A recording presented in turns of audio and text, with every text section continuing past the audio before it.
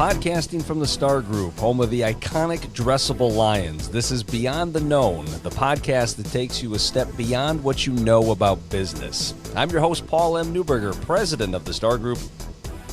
On today's episode of the Beyond the Known podcast, our guest is Patrick Snyder, Executive Director of Bizstarts right here in Milwaukee. Patrick, wonderful to have you, my brother.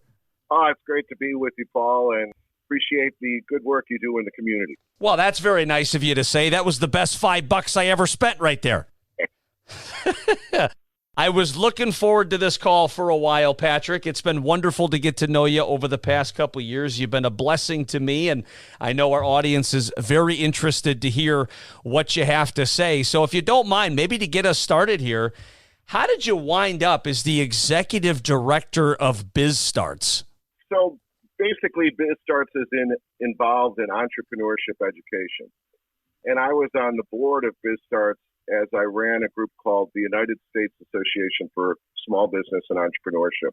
The United States Association for Small Business and Entrepreneurship, or USASB, is the largest organization in the world for PhD-level faculty that teach entrepreneurship. So when they started talking about really getting involved in entrepreneurship in underserved area, meaning people firing their bosses and creating jobs for themselves, I wanted to be the guy that was going to educate them. Where did this love of entrepreneurship come from? So my mom came over from Italy when she was 14 years old. She didn't speak the language, but she had a singular passion, and that was beautifying others. So she was a hairdresser. So long story short is she went around applying for jobs, and I followed her around as a little kid, and people would make fun of her accent. And they said, you can do a job with us, but it's $2.65 an hour sweeping a floor. And my mom decided that she did not want to have a person involved in making her history, that she would make her own history. So long story short is she found a retirement center and at that time they didn't have beauty shops in them. And she offered the owner of the building, a guy named Jay Lukowitz, and I still know his name because he's also a mentor to me today and an entrepreneur in assisted living. And he said, if you build it out, it'll be a value add for my customers. So that'll be your business inside my place. Well, over the next 10 years, he built 6 more nursing homes. So basically, she had a shop in every single one of those homes and would go in and do 50 to 100 people a day, hiring the part-time moms in the neighborhood. And in 1973, she could have either made $2.65 an hour or $1,000 a day, which is what she was doing. And I decided to go to college, even though she thought that was stupid, that I was wasting my money because she could teach me everything I needed to know. And when I started my magazine, and that was my passion, I wanted to spread good news around the community. She said, don't ask me for any money. It's an eat what you kill world, not eat what mom kills. Don't try to borrow any money from my friends. Do it on your own. And I think that the spirit of entrepreneurship is just that you wake up in the morning with a passion for something, and it's not a want to do that morning, it's a have to. You get up saying, I have to do this. And you have to do it right, because if you're truly beautifying people, or you're truly wanting to spread good news throughout the community with your Good News magazine, or you want to create beauty in people's homes with a flower shop, you wake up in the morning and it's a have to. Yeah, very well said. And it certainly seems like Mom was a very special person, a wonderful influence in your life, and we're all benefiting from her influence in your life based upon what you're doing and the lives that you're touching today. And if you can, Patrick, walk us through a little bit about your career up to this point, because obviously Mom's influence had a lasting impression on you. You've already referenced some of these, and I certainly don't want to steal your thunder, but you already talked about Shoreline Magazine. I know you did wonders with the Illinois Travel and Tourism Association. Sounds like you've also did some really exciting work with Steve Kaplan. Could you fill in some of the blanks there, because you've led a very exciting life up to this point? Well, it was really a natural progression in terms of going through the career. When I first got out of college, I thought that because I love people, I wanted to work in the hotel industry. And I got very lucky in that in college, I worked at a place called the Mattoon Country Club, and the governor of the state of Illinois was a member of the club. So Jim Edgar, leaving that club, he had asked me, what are you doing after college? And I'm like, I don't know, maybe run a tourism organization or something like that. But I couldn't get there in a hurry. So I started with a hotel. And another kind of funny thing is that the first hotel I worked at was a Hyatt, and J.B. Pritzker happened to be my general manager, which was kind of another stroke of luck. So I'll fast forward the process. As I was doing the hotel, I got the idea for the magazine. I parked myself right down by Northwestern University because I knew I could get cheap writers. At the time, everybody was doing key set publishing, which means that you needed a huge facility and then printing presses and all that. And I could do everything on my computer. So I had no overhead. I had cheap writing and former or soon-to-be Pulitzer Prize-winning writers from Northwestern, and I had the richest area, which was Chicago's North Shore, where I was distributing it. So it was a lot of hard work. Like I was walking up to people, as a younger man with a copy of what would be the first front page or the cover page of my magazine, basically begging them not only to buy an ad for me, but give me a little space in their place so I could put the magazines, because it was a free magazine. And you'll be surprised at the level of respect and also cheerleading you get from people when they know that you have a vision. So I always say that I didn't crawl my way to the top. People lifted me up. So literally hundreds of good people on the North Shore who saw somebody who was younger trying to get something done and have a good news magazine in their community afforded me the capabilities to do that. When I eventually sold the magazine, I knew all the hotels and restaurants because that's who I sold ads to. And they were literally talking to the governor on my behalf saying, this 27-year-old kid's retiring, give him something to do that involves tourism. And Edgar remembered me from waiting on his table. Like his wife said, yeah, I remember Patrick, And the thing is that there's another thing I have that it's not who you know. Like people have this mindset it's I'll never have a chance at entrepreneurship because it's who you know, not what you know. But the reality is you will have a chance at entrepreneurship because it's who knows you. Because if you're out there doing good things and promoting positive activities, they'll come find you. You don't have to know them. They'll know who you are. Yeah, that's very well said, and that's a nice little spin on that, and I'll have to certainly remember that one. One of the things, obviously, and I like what you said there about other people lifting you up, other people helping you along the way, and I think that's true with a lot of successful individuals in business and life, for that matter. What I really like about what you're doing with Bizstarts, Patrick, is you are paying it forward, so to speak. You are giving other people a hand up. You are allowing them to have the tools and resources necessary to fulfill their dreams and grow their business. So with that being said, for our listeners that are not familiar with Bizstarts, can you tell us a little bit more about the importance of your mission and how you help these organizations moving forward? Sure. I'll start with one thing is that I was having a conversation with one of the funding people at Bader, and they said, Patrick, when you see the people in the neighborhoods, the people of color in the neighborhoods, do you really feel like they have a shot at creating their own business? And pardon me for a second.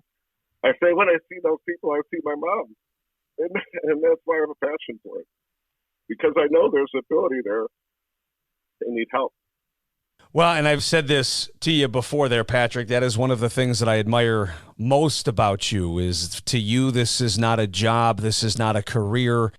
It's a vocation. And you are definitely one of the most passionate individuals I know around this. You wear your emotions on your sleeve, as we just saw right there. But we need more people like that, I believe. We need that kind of passion. And entrepreneurship is not easy. It's difficult. It's a challenge. And I think if you're going to get into this, you need that passion. You need that drive. You need that fire. How would you answer this? I'd love your thoughts on this. Are entrepreneurs born or are entrepreneurs made? Because I wonder about these listeners right now. Well, that sounds great, but I wasn't born with the skill set. That sounds great, but I wasn't born with the talents. Is it too late for those individuals, or can entrepreneurs be made as opposed to just being born that way?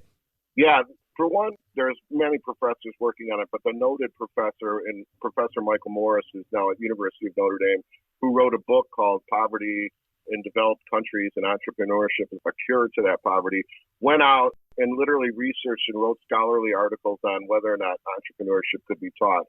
And it's 100% it can be taught. That people can learn a mindset that's more, it's called locus-centered, which means you block out absolutely everything that you don't have control of and ignore it and work exactly on the things you can control. And as you create success along the way for yourself, you prove to yourself that you are gaining an entrepreneurial mindset. And you can read many of Dr. Morris's articles on entrepreneurship and poverty and how that people with the least actually have the ambition and the ability to do the most because their day-to-day is survival. So they're used to a fighting mentality, and it's that grit that gets people that don't graduate high school to create multi-million-dollar companies. It's that grit that someone would easily have a job from NML the second they get out of college, but they don't like the idea of working for somebody and having them control their destiny. They want to control their destiny. And once you develop that mindset, and anyone can be an entrepreneur. Well, let that be a ray of sunshine and encouragement for our listeners here that might have written themselves off. You can certainly turn this thing around with the right mindset. Now, Patrick, just to put you on the spot here a little bit more, it's one thing to say you need to have an entrepreneurial mindset. I guess my question is, how do you describe that? Well, the entrepreneurial mindset is the mindset in that you're in charge of your own destiny, that you find ways to take limited resources and make that limited resource a strength. And I'll give you a personal example, is that, for one, nothing was given to me. Again, I was out there selling ads, but I realized I had more time than money. And the very first money-making thing that I did was a section on the Wisconsin Dells, because I knew everyone was traveling from Chicago to the Dells. So that was part of the mindset, is how do we figure out how to get customers in the door right away? And I went out to the Dells and basically let them know that where the paper was going to be distributed. And the first place I stopped was Olson Boat Tours, because they had also owned a hotel there. And the family basically owned a lot of the things that you do up there in the Dells, meaning the Olson Boat Tours. And I traded Paul Olson an ad because I knew I had paper, but not a lot of money. And I said, if you let me stay at your place in the Dells and I can go on a ride on your boat or whatever, I'll put a full page ad in for the boat in the hotel and it'll be good. But my thinking at that time was, I'm going to walk into everybody's place and say, Olson already has a full page ad. Are you in or not?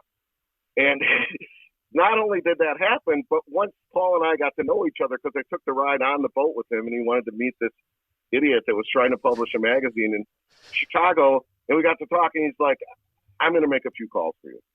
And he started calling the business around me, and so then he set up my appointment, and I went and sold that ad. I went and sold all those ads. And I came back, and my wife basically was like, how'd you do on your little trip? And I literally had an envelope full of checks that I emptied out. And then, I love you so much. Just a funny story. But getting back to your point on entrepreneurial mindset, that is necessary. A can-do attitude is necessary. But what I did when I came from the largest organization in the world for professors that teach entrepreneurship, I rallied those professors around this cause, and I said, let's create a curriculum that's Bizstarts Institute, where we can use the things that people need to start a business, like knowing your numbers, knowing how to market, knowing your operations, and we'll train the folks during the institute, and that'll be just the start. Then after they go through the 6-week program, we go to these 75 steps of direct impact on things that you can create in your business by taking these 75 steps. And it's not a program of learning anymore after that. It's a program of doing. So you've got the mindset, you've got your base of operations in terms of going through the institute, and then you're working with consultants, mentors, and subject matter experts with Bizstarts to take care of every step you need to be in business. And the thing that I love about the system is Michael has created businesses throughout the world with this system, everywhere from South Africa to Gainesville, Florida, to an impoverished section of South Bend. Now he's doing it, and the system works. Well, and for those who are not intimately familiar with the work that Bizstarts does, it's an organization that is supporting entrepreneurship in underserved communities, and it provides education, training, one-on-one coaching, and connections to a variety of resources, and all of this is totally free of charge. So, Patrick, talk to me a little bit, knowing Bizstarts' mission. In your opinion, how does entrepreneurship bolster the economy? How does entrepreneurship bolster the local community? And do you have any specific success stories that you can point to? Yeah, well, a couple things. In that every dollar spent in the community, you get $1.60 of impact. That's a given stated fact. The other thing is that there's a difference between a founder's mentality and a CEO's mentality. Now, and I'll go back to my mom, but what my mom did was pay 10 times minimum wage because she really expected the people to work. And that's why in a 6-hour day, they could get 60 to 100 people done in that home. Now, you pay someone 10 times minimum wage, you have loyalty, which builds a beautiful thing in the community. When my mom did it, she fed everybody breakfast. She fed everybody lunch. She paid them 10 times minimum wage. Those people all made good money. So then they were growing in the community and felt status in the community because they were making good money. But the difference between a founder and a CEO is that a founder cares for their people because they're helping them build their life's dream. Where a CEO, and there's some very good CEOs in the Milwaukee area, but I would say this, that the CEO of Walmart will get a $6 million incentive for cutting healthcare and put that money in his own pocket. And a founder would never do that. And all that money not spent in the community when businesses are buying each other and supporting each other and keeping everybody's dreams going for a couple extra bucks. My feeling is fire Walmart and become your own boss. One of the things that you had said that really resonates with me is it's not who you know, but how many people know you. So if somebody is trying to get more people to know them, can you give them some best practices? Mm-hmm. This is purely from a sales standpoint, and I operate from the optics of development because I know you need to have cash flow to have your business going. So I'm a little different now than I was when I was in my business in that I have the time to really, really care about the community, where before I literally had no parachute. I was selling to eat. So selfishly, what I did was I joined the Hotel Association because I knew it was a travel and entertainment magazine and that hotels would buy ads. And what I did when I got to the Hotel Association is I joined every committee and was always the first person to raise my hand. So the hotels would sit back and be like, man, you know, this guy has a business, but really he has a passion for hotels because look at how hard he works. And I joined the Restaurant Association because restaurants buy ads. And I did the same thing. I was always the first one to raise my hand. And I would roll up my sleeves and do the work because I had more time than money. Like if I wasn't, I was sitting right next to my customer.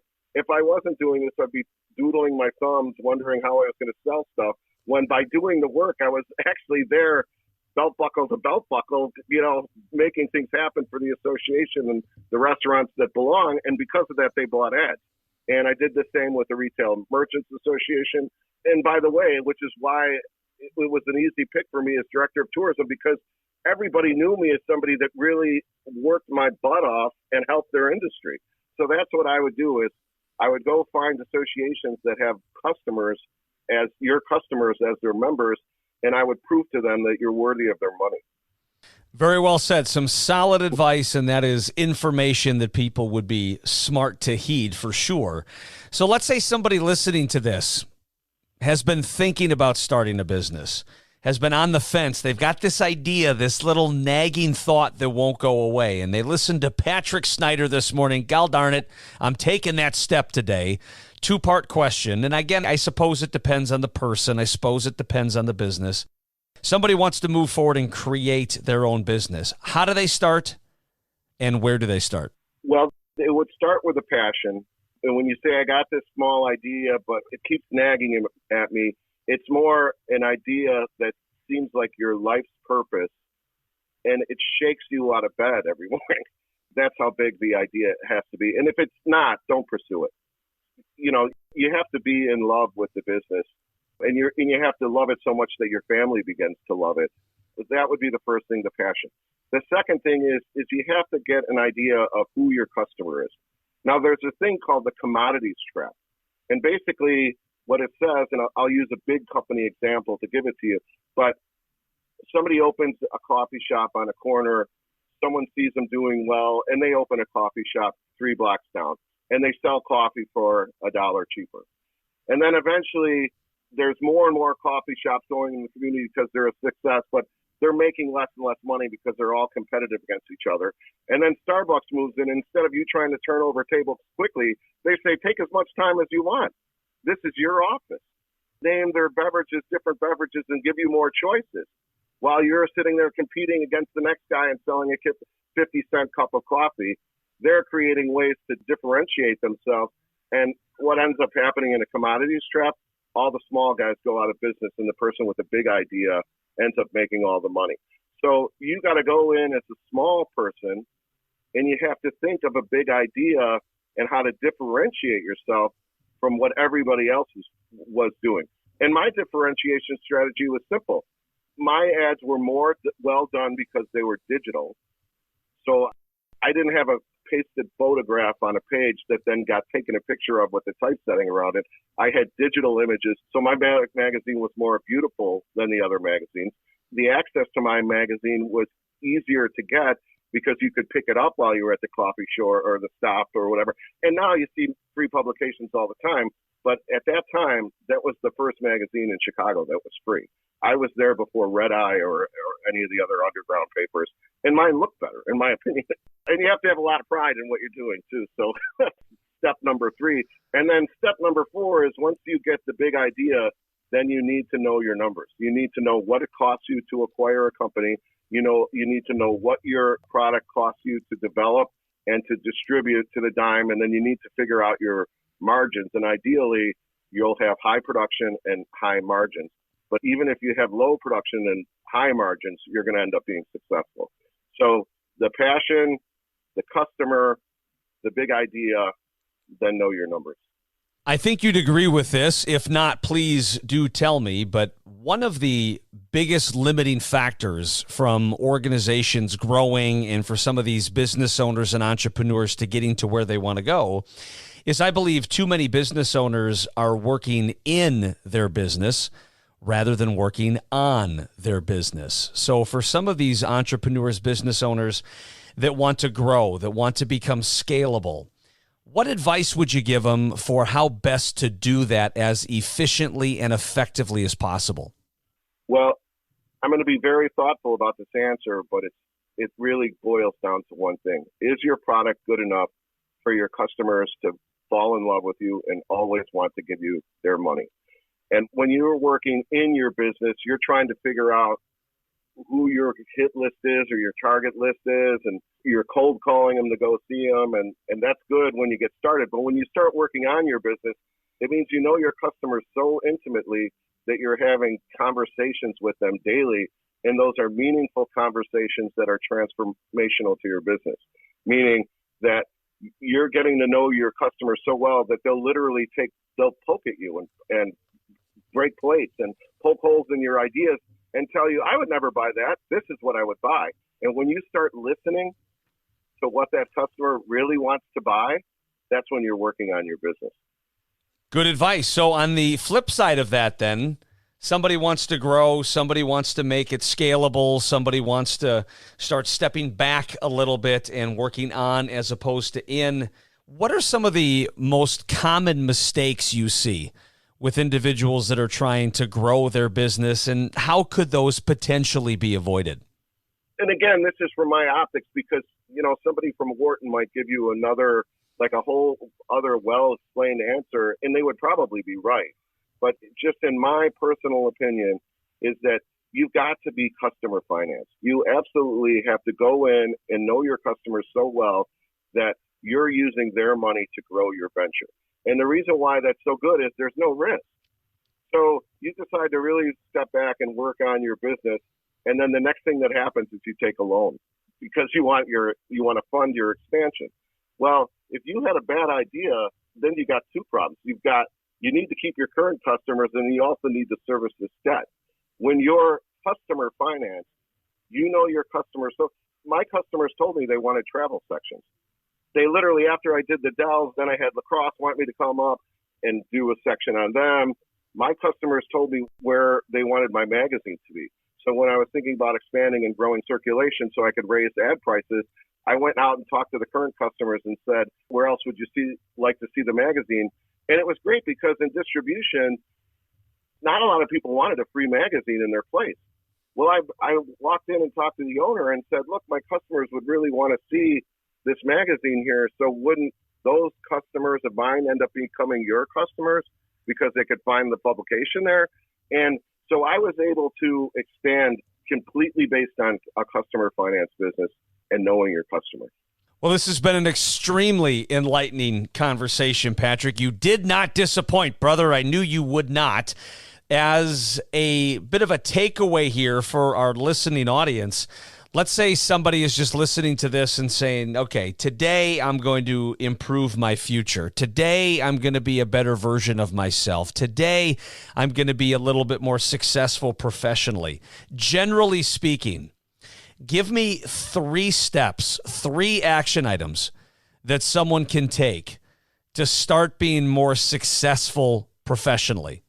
Well, the first one is an obvious one in that there's no way that you're learning anything if you're always the one doing talking. And I know that's difficult to believe as I'm sitting here talking about my life's work, literally 40 years of work that I put in to be able to come on here and talk about it. But when I was growing my career, I was very humble. And I always thought to myself that literally none of us is smarter than all of us. Like, if I could just listen to how this person made it and grow from what they learned over the years, then I could replicate their strategies and become successful. So the first thing is you really need to go out there and listen and ask questions with the intention of, how am I going to learn everything that this other person knows so I can incorporate it in my business? And the truth is that old people like me like to talk to people that are up and coming because they want to tell their stories.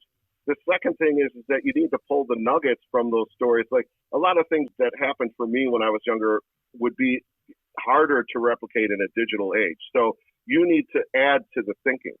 So in terms of being a scholarly type of person, whatever thinking you're getting, you need to be thinking, and not saying to this person, I know how to do it better, because you don't want to do that.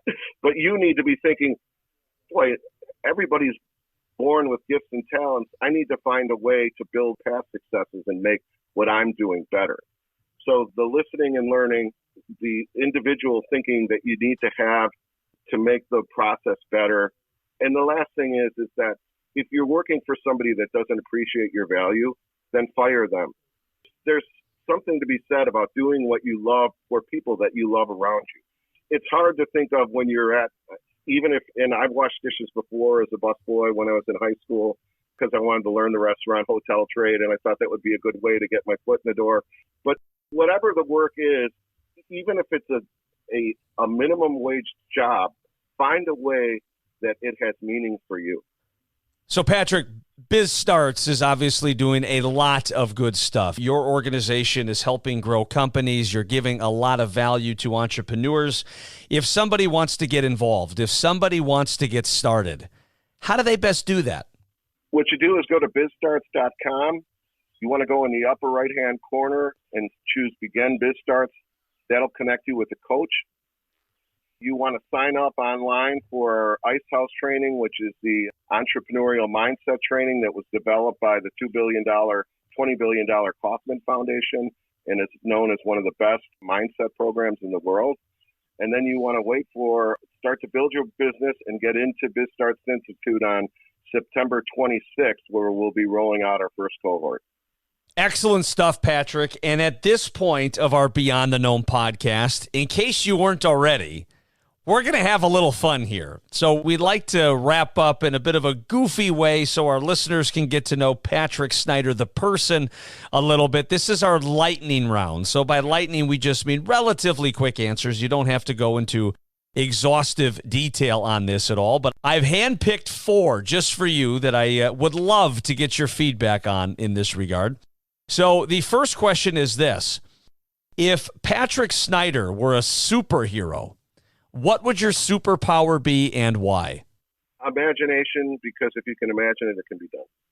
There you go. Imagination man coming at you here. Very good. Number 2. It's a bird. It's a plane. No, it's imagination man. Number 2. Now, the key word in this phrase is fictional. What fictional world or place would you like to visit and why? Oh, boy. You got me. I'm so busy living in the here and now that I have no fantasy world. I guess I'd want to create it myself. I wouldn't want one that somebody else already created. So I'll give you a short answer. It would be Snyder World. There you go, which is right next to Newburgerville. So that's good. We could be neighbors there. 2 more here for you. If you were to binge watch any television show, what would it be? I'm liking Outlander right now because Outlander is a period piece, but that teaches you a lot about the power structure and how to plug yourself into that. Leave it to an entrepreneur to have an answer like that. Well done, sir. He never turns it off, ladies and gentlemen. Lastly, oops, that's a double one. Let's say this. Have you ever completed anything on your bucket list? And if so, give us 1 or 2 things that you completed. In terms of, I really wanted to travel, and I've been checking those off as I travel for entrepreneurship educational conferences, and at the same time doing. So I got to go to Nova Scotia, and I got to go to Korea, and I got to go to Peru, and I got to go to Uruguay, and I got to go to South America, and those were all super bucket list items for me. And I'd never gotten on a plane until I was basically 23 years old, so it was a big deal for me to be doing that kind of travel. And another thing I did was, when I was younger, a bucket list item for me was to be in a real motocross race.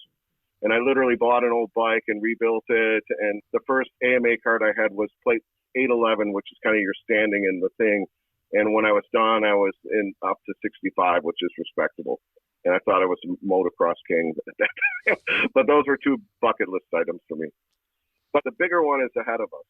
If we can bring this entrepreneurial dream into the communities and get people starting companies and buying from each other and supporting each other as neighbors with their wealth and with their different products and services, we can change Milwaukee.